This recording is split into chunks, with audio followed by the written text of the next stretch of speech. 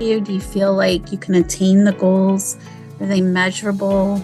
Are they specific? Did you have a hard time putting them together in a sense of, I actually can do this, and I think I've given myself enough space to put this all together and figure it out? One of the things that I found works for me is when I'm putting goals together, I actually have to be very mindful of my time. And I think time is something that a lot of us struggle with as far as what to do with it and how we're going to utilize it so that it works for us. For me, I had to think about, where am I putting most of my time and where do I spend most of my time? And how is this resource of time going to help me to attain the goals that I'm trying to attain? So I had to break down my time. I had to look at, what am I doing with my time? How am I utilizing it? Is what I'm doing with my time promoting success for me to get where I want to go? Or is it pulling me back? Like, how can I find the time that I need to progress forward? So what I had to do is I had to restructure my time, and I had to find ways that I could put time into my calendar, but give myself some time back. And one thing that I like to do is I try to tackle the things that are hardest right out of the gate. And that could be whatever it is. So, for example, if I'm at work and I've got a really big, important thing and I'm just dreading doing that thing because it's depleting me in some capacity and I just don't have the energy for it, I have to be very mindful to work on that task first thing. When I do that first thing, then it's like, oh my gosh, okay, I have tackled this, I've gotten this done, and now I'm ready to conquer the next thing. This practice that I've put into play has helped on so many levels with so many things. It produces more productivity. It produces a higher level of self-esteem. It produces a lot of really positive impact, because a lot of times we will procrastinate on the things that are hard instead of just tackling them. And today's topic is actually around that very thing, the thing that everyone considers a taboo topic of money that they don't want to tackle because it can be very hard and convoluted. And in recent weeks, I've shared with you that my journey being a single mom with kids and creating my vision board and manifesting the life that I saw for myself and getting myself to that place actually was designed, and I designed it. I created it. I decided that I had very specific goals that I needed to achieve and to find ways to achieve them. So throughout my walk, I get asked this question quite often: how did you do it? How did you go from here to there and do it with ease and grace and be successful? And how did you do all that? I had a very driven way of going about it. And as I stated, my vision board had a lot to do with it, because it allowed me to look at my whole life with a new lens. It allowed me to look at my life with opportunity, because when I put the vision board together, what it did is it opened me up into a mindset of, I've got specific things that I am working towards or I'm driving towards, and I have to be mindful of the decisions I'm making. So, for example, if I have no goals and no vision of where I'm going, and I go into a shopping mall and I'm shopping for something and I see something out of the corner of my eye that like catches my eye, and it's sparkly and it's just radiating all of this energy that's screaming, buy me, buy me, buy me. You know, the alarms are going off. And I look at it and I think, well, why not? I deserve it. I should buy it, right? A lot of people feel that way. They feel like, why not? I'll just put it on a credit card. I'll charge it. I deserve it. And the list of reasons of why continue to go down the railroad track like a freight train running down the tracks. But on the flip side, once you get it home, does it really produce the joy? Does it produce the things that you thought it would? Did it change your life? Did it make you feel a certain way? For some of you, maybe the answer is yes, but for most of you, the answer is going to end up being no, because it's going to end up sitting somewhere and you're going to look at it and then you're going to wonder why you spent the money on it.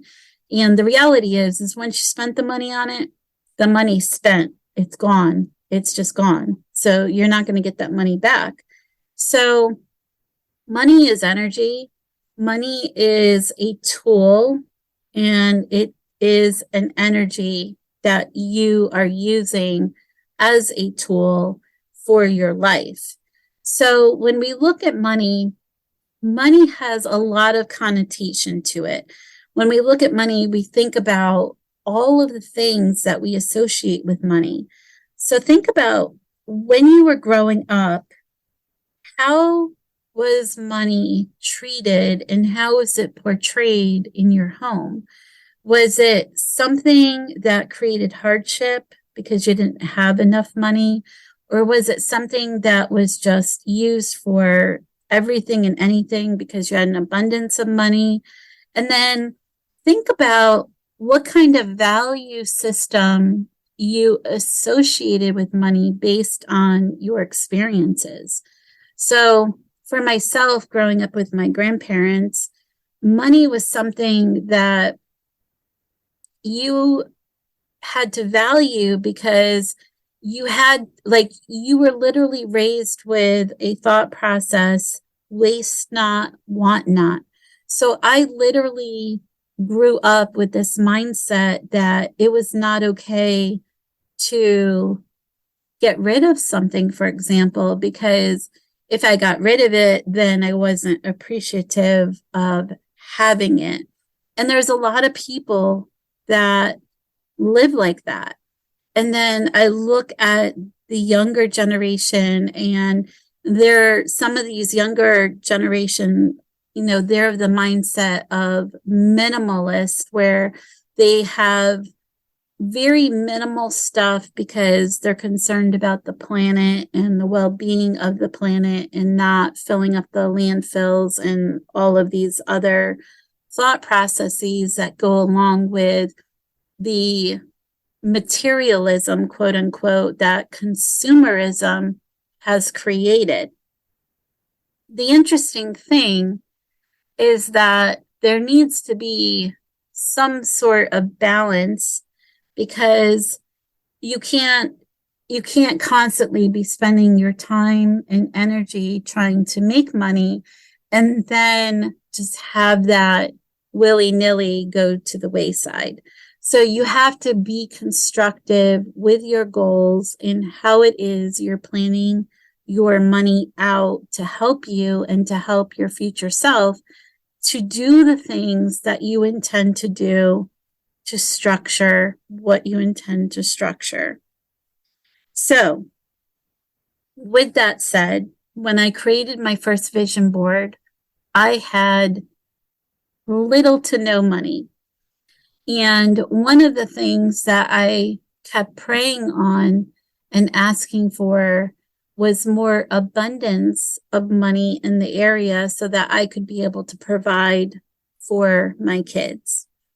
But the lesson that I needed to learn was it was not about having more money as much as it was about learning the lesson that it is okay for you to receive help or accept help. Now, this might sound a little weird, but at the time, I was of the mindset that I didn't need anybody's help. That, yes, I'd fallen on hard times, but I was raised to be resourceful. I was raised to take care of things as much as I possibly could on my own without anyone's help. And I didn't need to ask for help. But when I was on my own with my children, I ended up asking for help because I needed the help. I needed a helping hand, a hand up, for someone to give me a hand up so that I could do what it is I need to do. And that's exactly what I did. I asked for a hand up and asked for help because I knew I couldn't do it on my own. For anyone that's listening that is on hard times, there is no shame in asking for help, because when we ask for help, we actually are receiving a lesson in that, and we are given guidance to change our thought process on what energy is coming from money and how we're using money. So for myself, when I had a helping hand of someone delivering groceries for me and my children, there was a time where I would have felt shame around that. But as I shared with my audience about Christmas morning and having an opportunity to have Christmas and a meal when a couple of days prior, the freezer door was opened and my Christmas dinner that I worked so hard on making for the family had defrosted and gone bad, and I had no Christmas meal. The insurance company, the women there graciously brought us enough food to feed our family. And I was overcome by that because we were at a point in time where we didn't have the ability to replace all that food and take care of things that we needed to take care of. So for some, that might sound trivial, but for us, that was a very powerful moment because I remember the women that brought this food to the home, and I remember the feeling of profound gratitude for them. And one of them said to me, there will be a point in time where you will be able to do something for someone else.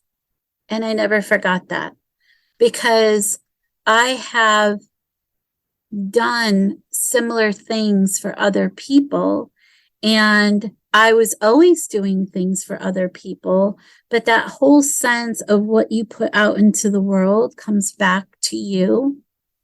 It really does, because all of the things that I would do for people, to help people, to give them a hand up, it was returned to me in a moment in time that I felt like, well, I am not deserving of this because I'm the one who's supposed to be helping people. People aren't supposed to be helping me.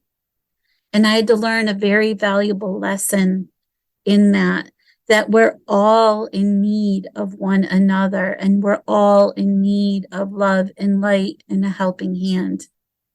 So anyone listening, if you're in that position, do not be too proud, because you too deserve to have a helping hand, and you too can be elevated and lifted and allowed to have your village help elevate you and get you where you need to be, and it is okay.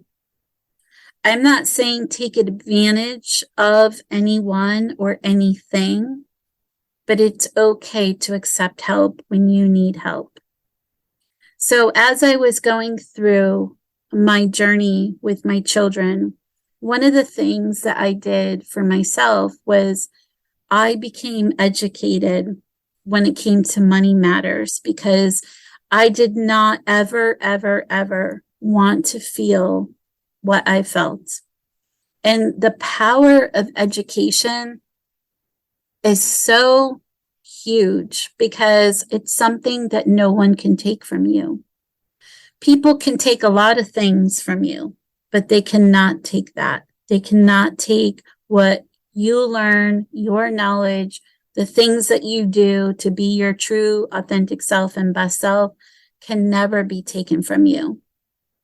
So when I was in a place where I was in dire straits and needed a helping hand, I did everything in my power to look for ways to be resourceful, to find a way to reverse the course of what it was that I was experiencing. Part of that was just digging in and asking myself some really tough questions. What is it I'm willing to do to change the path of what direction I was going? Now, for some of you, you're not going to like some of the things that I might suggest, and that's okay. That's okay. But I ask you to consider your own boundaries and ask yourself, what is it that you're doing that may be holding you back? And what can you do to change it? So, for example, one of the things that I explored was, where was all my money going? What was all of it going towards? And when I started to realize I have a heck of a lot of money going to rent, going to utilities, going to these things that were outside of myself, I had no control over. Well, in the moment, I thought I had no control over. But I started to recognize that I needed to find better ways to manage some of that. So I thought about, is there anything that I'm spending money on that maybe I could cut back? So maybe I need to pull back on, how much heat I'm using, for example. Like, can I turn the heat down during the night and get it to a level where maybe we have some extra blankets, but I'm saving and conserving that energy so I have more during the day and can extend the life of my heating bill? Or how much money was I putting out for groceries? Was there a way that I could cut down the expense of groceries? Now, on the show, I've talked many times about having staple supply of basic things like beans and rice and, the staple things that don't expire, the things that are going to give us substance that are going to help us, still have a healthy life and take care of our bodies and those kinds of things. So that was something that I also looked into, and I started to recognize I was paying a lot of money on cleaning supplies, and I was like, there has to be a better way. And when I thought about it, I recognized I'm paying way too much money on cleaning supplies. So when I lived with my grandparents, I remember my grandmother using vinegar and water to clean the bathroom. I remember using, like lemon as a antiseptic and disinfectant and things like that. And I've done shows around that. So that might be something that you go back into the history and look into some of those shows. But one of the things that I also found is that I could take and make my own detergent for washing clothes. And instead of spending exorbitant amount of money on laundry detergent, I actually could make my own laundry detergent and use essential oils and create the scent that I wanted. And instead of spending, I calculated it out, over $1,000 a year for the family of 4, it cost me $20 for the entire year. Now, for some of you, that may sound really extreme to make your own, laundry soap, but honestly, it allowed me to start freeing up money, and all of that, all those little micro decisions started to manifest into decisions that created opening up space for other things. So if I was able to cut back on that expense, there were other expenses that I could cut back on as well. And it didn't mean that I was completely depleting my family of anything. It just meant that I was changing what it looked like and how it showed up. And the benefit of that is that when I took ownership and I took it to a grassroots source of, me owning it, what ended up happening is I started to realize I was removing toxins from my family. There were things that my family was exposed to that I didn't even know we were exposed to until I started to take a micro analysis of where my money was going, how I was spending it, what was going into our environment and into our bodies and all of these things. And what I started to recognize was that the commercialism that we're exposed to, and you have to have a certain product and you have to do it this way, you subconsciously get bought into this and you feel like you do have to do it that way. But what you don't realize is you end up with an abundance of products that you're not actually using. And it was interesting because more recently, someone had asked me, how many products do I actually use when I am bathing and, washing my hair and all of these things? Like, how many products do I actually use? And I had to take a step back because I know women, we have an abundance of products that we are using all of the time. And I caught myself because what I recognized was I don't have that abundance. I have just a few products, and that ability to have a few products, it reduces my output as far as, the waste that goes into the trash. It reduces the toxicity to my body with chemicals and different things like that. And it actually reduces the amount of storage that I have to store, different products for. So there is this wonderful ability to be able to get into a space where you truly are living in a space of abundance and not depletion. You're living in a space of authenticity, and you are fully living in a space of abundance. And it's hard to describe until you actually peel back the layers, remove the things that you don't need anymore, and get to your source of this is what you actually need. So there's a variety of ways you can do this. There are a variety of ways to opening up new spaces to allow that energy of money to flow. And I would say to you, if you're not sure on how to look at the abundance of money, you can look creatively. Think about the things that make you happy. Think about reframing what you can do to create income. Maybe you go and start to develop a side hustle doing the things that you love. If you're worried about your job, then you've already started a source of income creating that. If you have credit card debt, the thing about credit card debt and where we are today is that we are living in a space and time where inflation is going up and the cost of goods are going up.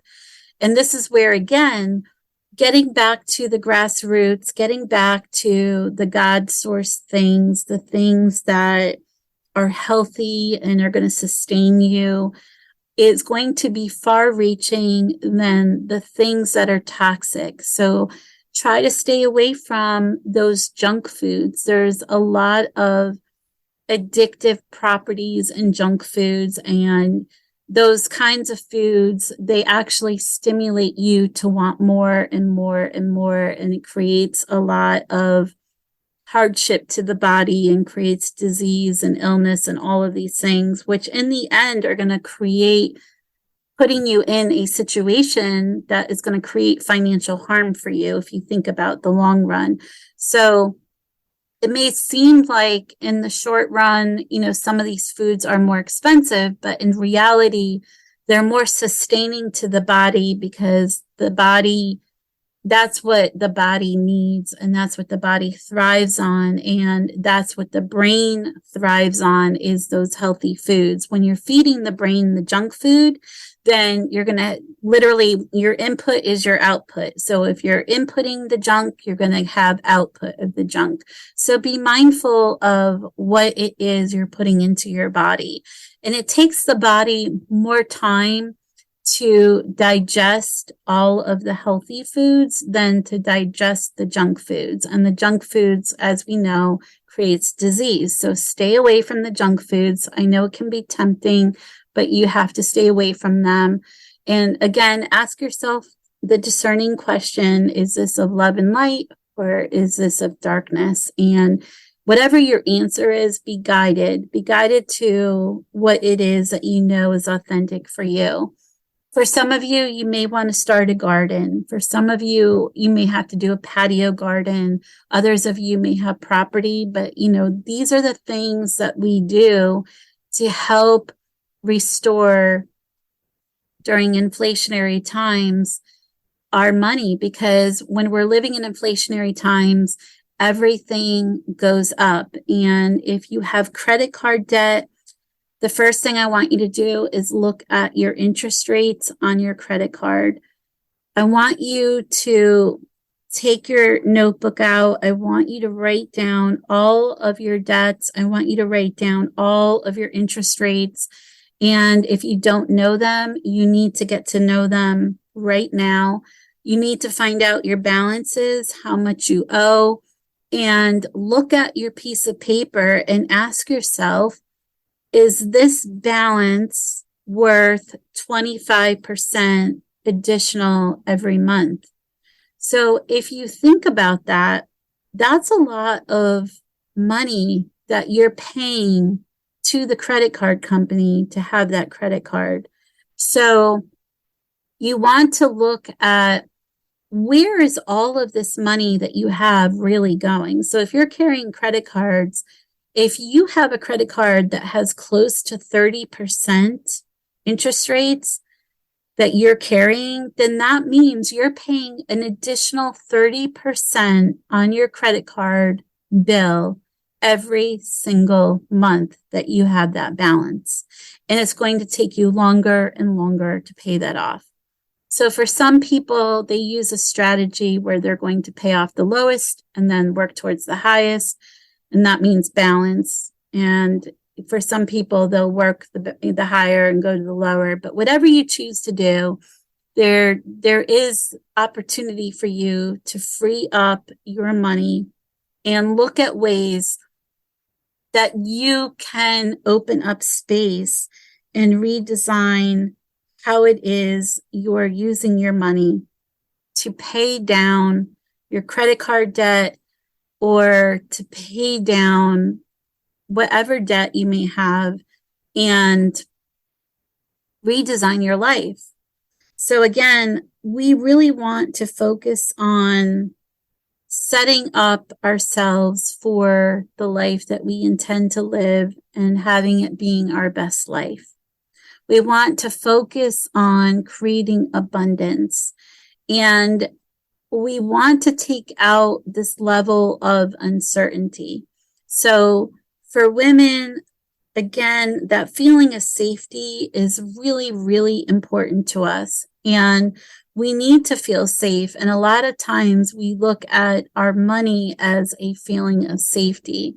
So with that said, I'm going to ask you, are you creating safety for your future? So if you don't have anything saved in a emergency fund or something like that, get creative and look at your finances and see if there's a way that you can open up some space to start putting some money aside to create a little bit of an emergency nest egg if you had something happen that you can fall upon to help you through a difficult time.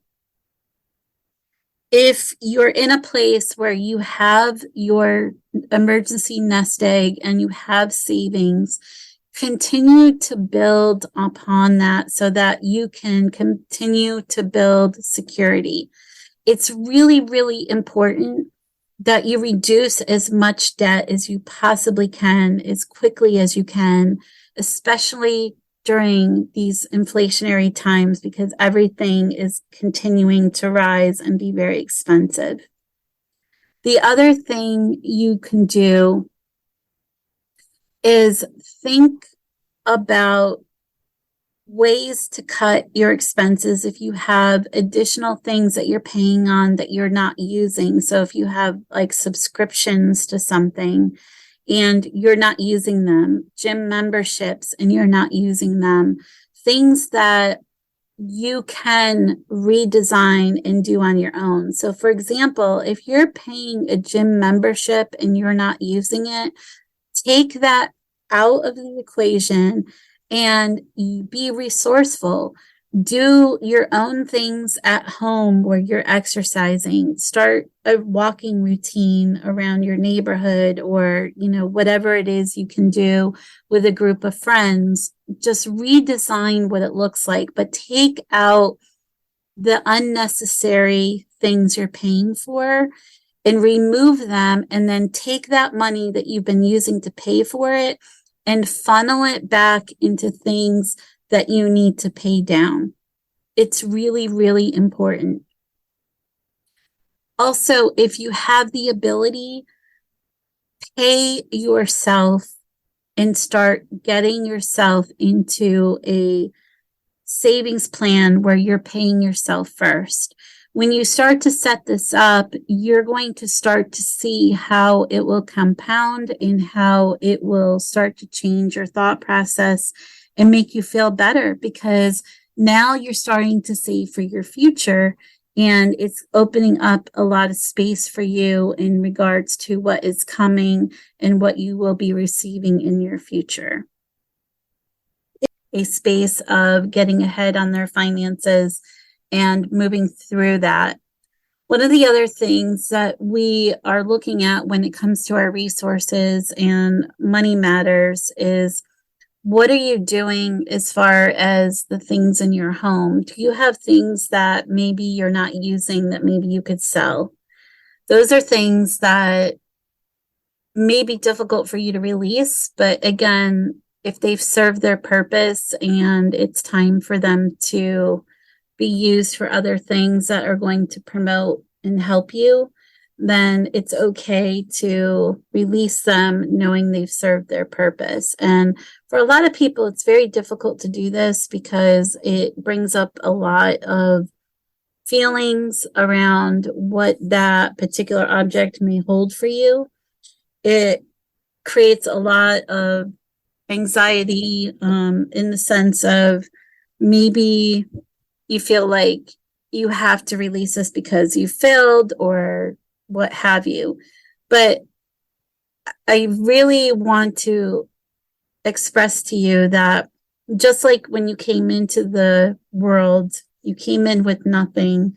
And when you leave, you will leave with nothing. So anything that you're doing to help someone else is actually going to help you in the long run. And it's not something that is a negative or something against you. So again, be in gratitude and allow yourself to move forward and allow yourself to go into a space of knowing that you're doing good and you're promoting that abundance to someone else that can help them.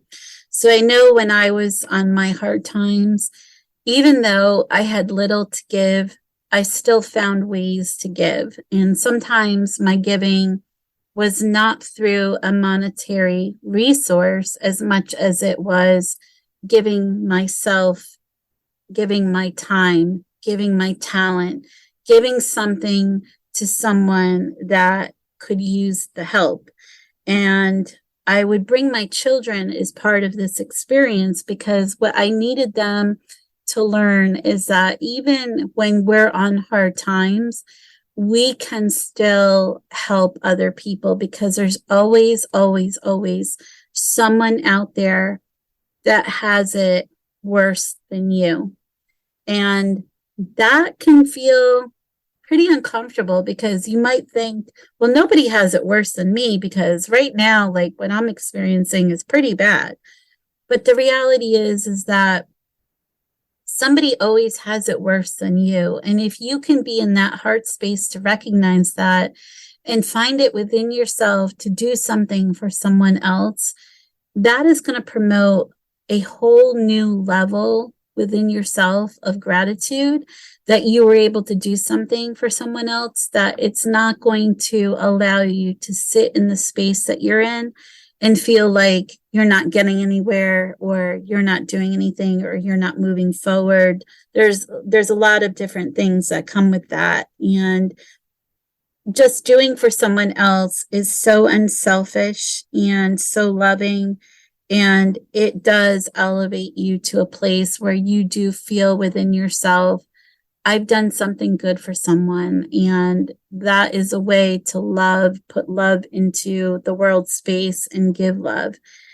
It's not always going to come back to you, but if you're giving it, it will come back, but in its own way. And it may look and feel different than what you may expect. But if you don't have any expectation around it, then you will be perfectly okay in receiving what comes when it comes and when it's due for you.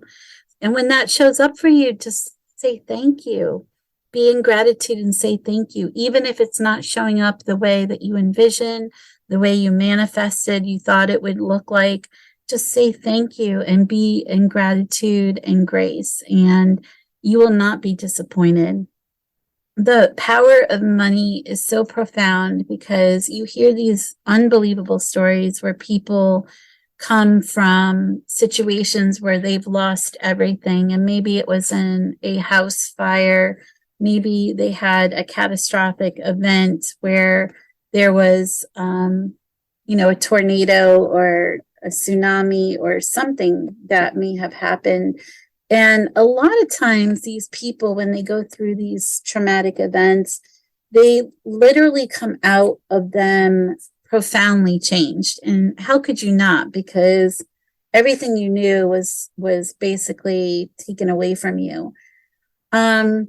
The thing that's profound about this is that humans have these high levels of stress boundaries, that we can go through so much, but then we get to a triggering point where it's like the radar's going off and the alarms are sounding. And one of the things that causes a lot of stress for us, and you probably already know this without me saying it, is that the number one stress point is bills, right? It's bills. Like, how do we get bills? And another high stress point is the potential job loss that could occur, something major happening, like a health crisis, or having something happen to an automobile and you have a major expense. And a lot of times, some of this money stuff that people experience is rooted in childhood trauma, believe it or not. So we have to think of where we sit with our relationship with money. How are we using it? Are you literally in a space of where it is all energy and it's either good and bad, or what does it, like, what is the energy level that you're giving it, and how does it feel? And at the end of the day, the most important thing is that you're recognizing that energy is just a tool of like the money is just a tool. It's not anything more than that. It's an opportunity for us to use this tool to put something out into the world space as far as how we live or what we do and these various things. But again, everything that we need is provided to us from God's source. So the food we eat, the closest that we can get to God's source, the better. I mean, everything is God's source, and even money to a degree is source energy, and we have to decide what we're putting into it. And I have talked to so many people where people have put every thought into money, that literally money's become their master. They put it above God's source. Like every thought that they think is driven by how they're going to get more money or what they're going to do. And I caution anyone with that thought process, because that is redirecting what you should be feeling around the tool of utilizing money. One of the things that we are abundantly bombarded with right now is how money is a source of evil, in the sense that we have a lot of fraud. We have a lot of people that are utilizing opportunities to steal money from other people. And we hear about this constantly. It's constant. People are in countries, and that's all they're doing all day long, is looking for ways to hack computers, to get to someone's bank account, to get to someone's credit cards, to get to someone's finances, and trigger this onset of pulling assets away from them and stealing. So I want to caution all of you that are listening to be very vigilant in protecting yourselves, making sure that you're doing all the right things to protect yourself from any kind of theft in any kind of way.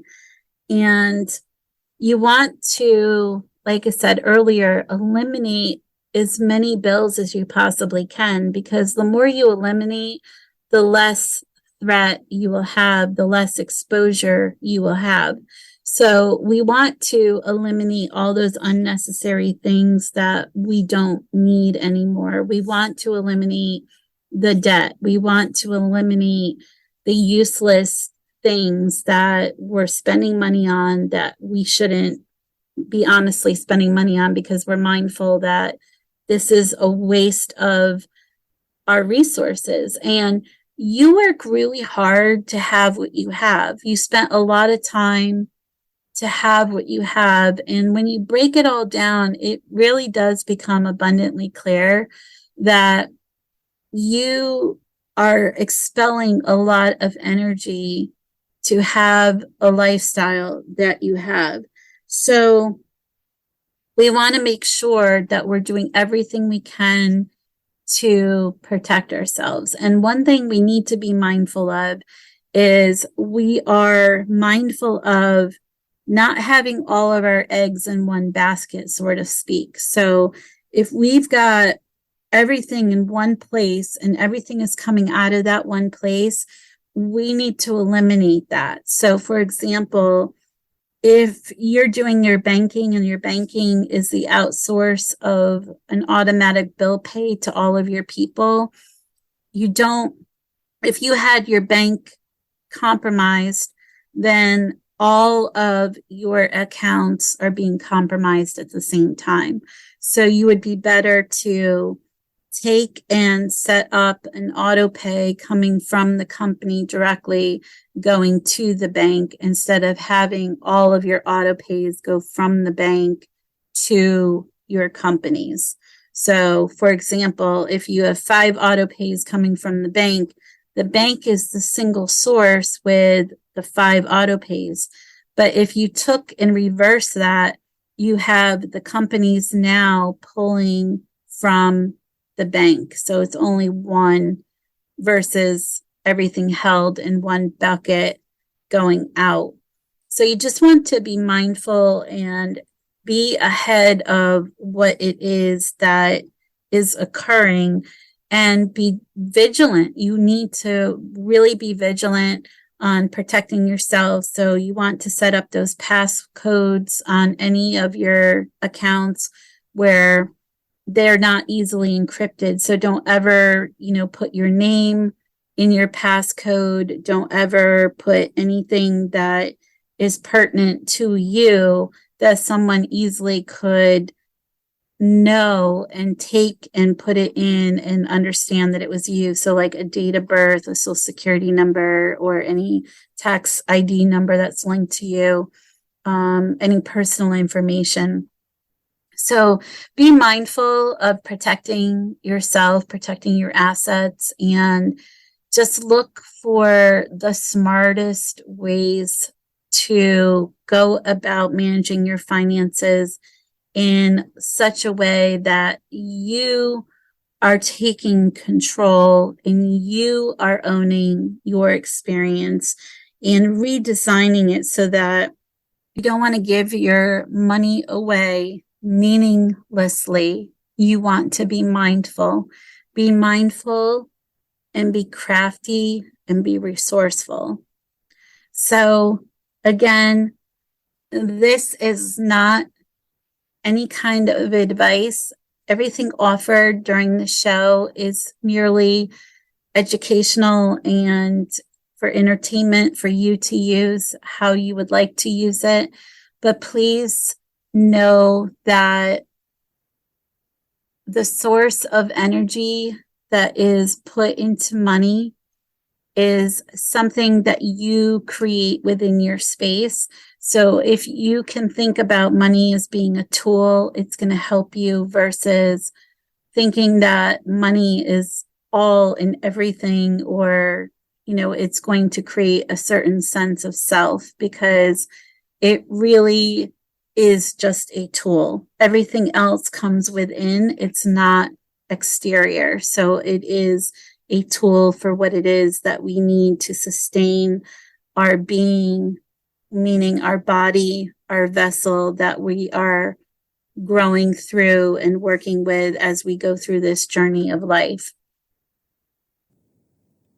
Thank you for being with us during this show of Money Matters. We find that money is so powerful because it defines people and who they think they are or who they are becoming. But in reality, it's just a tool that we're using, and we're finding ways to operate in a space with the tool that is going to give us the best possible income. And this is why I have created this virtual summit that starts Monday, January 23rd, and can be found, the access information can be found on the Retreat to Peace Facebook page. All of the information is there. People from around the world, you can access this information and come to the summit. The summit is going to focus on things like our overall spiritual well-being for 2023, our financial well-being, who we are and how we're working in our relationships with one another. And as we work through 2023 together, and we go into a place where there's still this uncertainty in what's happening with the world, and just looking at ways to navigate some of this uncertainty. Many times I've talked about the healing toolbox as part of my show. That is something that we will be visiting as well. Each individual has their own healing toolbox that helps them navigate in a space that provides them a safe place, and we're going to look at ways that we can give that to you.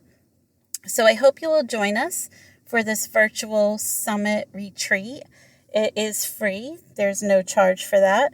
All you have to do is go to the Retreat to Peace Facebook page, get the information there, and then join us, and we will come together collectively.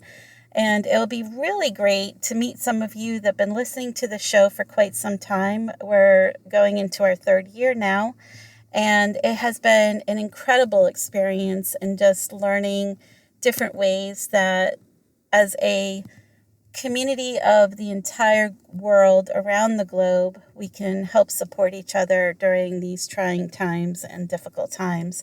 So I encourage you to visit the Facebook page, Retreat to Peace, and get that information, and we will see you on Monday.